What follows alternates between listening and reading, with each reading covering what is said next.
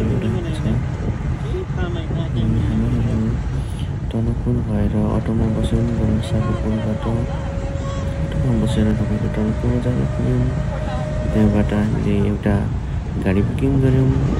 त्यहाँबाट तपाईँको जाँदै गर्दाखेरि पिथौरागढ अनि चम्पावत र सुतारगञ्ज जनकपुर हुँदै यहाँ पुगेपछि तपाईँको राइट ह्यान्डपट्टि गाडी छिर्छ।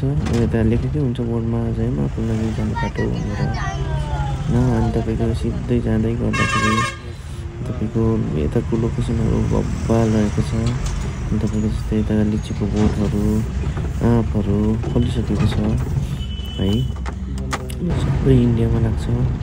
अनि तपाईँको यस्तै जाँदा बाटोमा हाम्रो बजार सानो बजार हुन्छ। यो बजार आइसकेपछि तपाईँको योभन्दा पनि अझै अगाडि यसमा सबै कुराहरू समेट्न मैले सकेको छैन।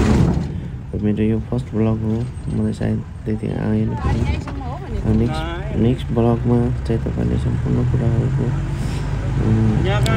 गराउनेछु। यो बजार कटिसकेपछि हाम्रो एउटा स्टप आउँछ। त्यहाँ गाडी छोडिसकेपछि हामीले फेरि दोस्रो स्टप जानुको लागि ठुरी गाडी हुन्छ। त्यहाँ पुगिसकेपछि अर्को गाडी रिजर्भ गरेर फेरि पूर्णगिरी पुग्नुपर्छ। पूर्णगिरीको तल तपाईँको स्टप हुन्छ, एउटा पुल आउँछ, त्यो पुलनिर छोडिदिन्छ। त्यहाँदेखि हामीले पैदल यात्रा सुरु गऱ्यौँ। तपाईँको बाटो सबै सिडी बाटो रहेको छ, जहाँ पनि वासरुम टोइलेट गर्न सक्नुहुनेछ। 1 नम्बरदेखि तपाईँको 8-9 नम्बरसम्म रहेको छन् स्टलहरू। त्यसको हिँड्दै गर्नुपर्छ। अनि मेरो बाबुले चाहिँ हिँड्दैन भनेको होला, हिँड्दैन सोचेको थिएँ। बाबु चाहिँ धेरै हिँड्यो, मेरो 4 वर्षको बाबु हो। तपाईँको हिँड्दै गर्दा हामीहरू बाबा छोरा गीत गाउँदै मेरो बाबु धेरै खुसी थियो। मेरो बाबुले चाहिँ मभन्दा नि बढी हिँडेको छ मेरो बाबु। अनि हामी त्यहाँ पुगिसकेपछि अनि नुहाइसकेपछि हामीहरूले फेरि त्यतिखेर नै पूर्णगिरीको यात्रा, पूर्णगिरी माताको दर्शन गर्ने पछि भिड हुन्छ भनेर हामीले पुगेकै दिन सामानहरू जहाँ बस्यौँ त्यहीँबाट किन्यौँ। त्यहाँभन्दा बाहिरबाट किन्न मिल्दैन। हामी सिधै पूर्णगिरी माताको दर्शन गऱ्यौँ माथि गएर। अनि यो चाहिँ जाँदै गर्दाको हो। तपाईँको माथि पुगिसकेपछि पछि भिड हुन्छ भनेर हामी अगाडि पूजा गऱ्यौँ। यतातिर यो जानेको लाइन हो, उताबाट आउनेको लाइन हो। मेरो मितासु बेबी धेरै ह्याप्पी हुनुहुन्थ्यो। मङ्की जम्प गर्दै हुनुहुन्थ्यो बाटोपट्टि।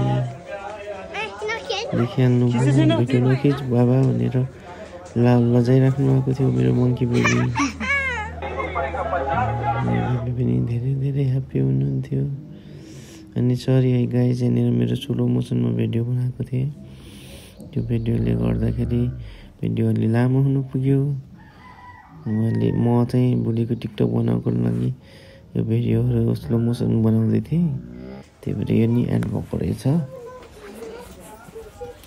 त्यहाँ हामीहरूले पूजा गऱ्यौँ। बाटोभरि सामान किन्नुपर्छ, सामानहरू किन्यौँ अलिअलि। हामीहरूले त्यहाँको मन्दिरको फोटो खिच्न मिलेन। त्यसपछि हामीहरूले पूजा गरिसकेपछिको भिडियोहरू पनि बनाएको छु मैले।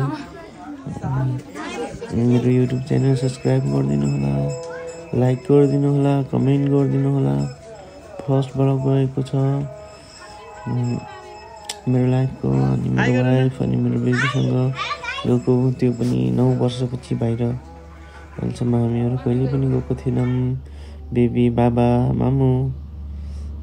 त्यही भएर मेरो बेबी यस्तो हिँडेको थियो नि कसैको बच्चाले सकेन नि हिँड्नु। मेरो बेबी त धेरै हिँडेको थियो।